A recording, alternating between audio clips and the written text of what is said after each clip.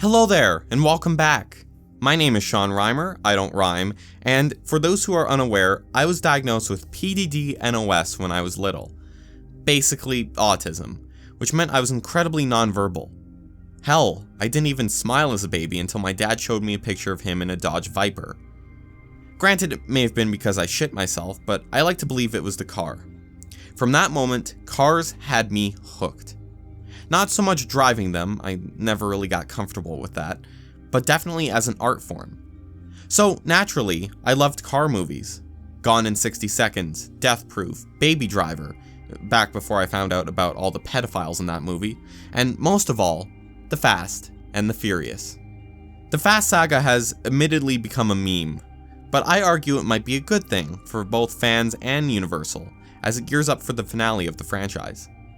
Today, I'm going to be going through each of the Fast films in the main series, no Hobbs and Shaw or that terrible Universal ride, and seeing how important they are as standalone films as well as how they contribute to the identity of the saga as a whole.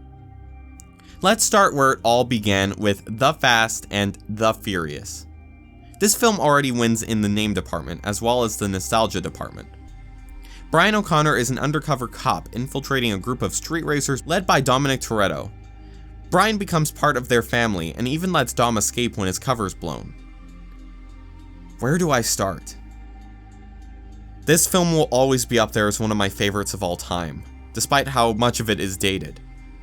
The dialogue is awful. I feel especially bad for Michelle Rodriguez. Ow! I smell skanks. Why don't you girls just pack it up before I leave tread marks on your face? The music is cringy, and the car choices are interesting to say the least. But this movie is an incredible time capsule and established some very important lore that made every character, okay, most of the characters, feel human. And you gotta remember that this is the film that exposed a lot of people to tuner culture and car culture as a whole. While the cars are cheesy and brightly colored, you gotta admit that they're memorable. That orange Supra in particular was my favorite as a kid and still is now. People call this movie Point Break but with cars. I'd argue Point Break is The Fast and the Furious, but without any of the charm or character. Plus, who actually remembers Point Break? Picasso once said, "Good artists copy, great artists steal." The oddly named Too Fast, Too Furious is odd in many other ways. Brian O'Connor is the only character that returns as he teams up with childhood friend Roman Pierce to take down a drug lord in Miami. It also features writing and directing that heavily leans on humor. I said forget about it, cuz. Until it decides fuck that and makes a rat bite a guy under a heated bucket. That scene is the darkest in the franchise, so once you get past that, you're golden. Carter Verone is the best villain in the franchise because of this, and I'm honestly surprised he hasn't come back despite his character saying he'll come back. I don't know, I guess Rotten Tomatoes begs to differ. This doesn't mean the comedy falls flat, on the contrary, Tyrese is at his best, and his chemistry with Paul Walker is remarkable. There's a layer to his performance as he blames Brian for his arrest, which makes sense as to why Brian let Dom go in the first movie.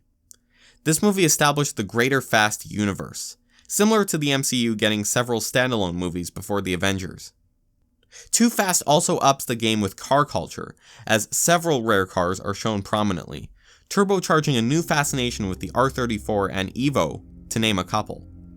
No, I'm not saying Too Fast, Too Furious of all movies is high art, but a worthy sequel with a vision? I say pump it up. Okay, no, that sounds stupid. We're gonna conclude part 1 of this series by discussing the end of the original trilogy, and what many considered at the time to be the end of the Fast franchise, Tokyo Drift. This movie doesn't get enough respect, partly because of its all-new cast, new location, and new type of street racing, drifting. Sean Boswell is a troubled high schooler, just go with it, I know he doesn't look it, who ends up in the heated drifting scene in Tokyo, where he must prove himself and become the new Drift King at the risk of being exiled. Compared to the other films, the plot is pretty thin, but it's certainly a bit more relatable. I'd also say this film has an appropriate soundtrack, even if it's solely for the memes.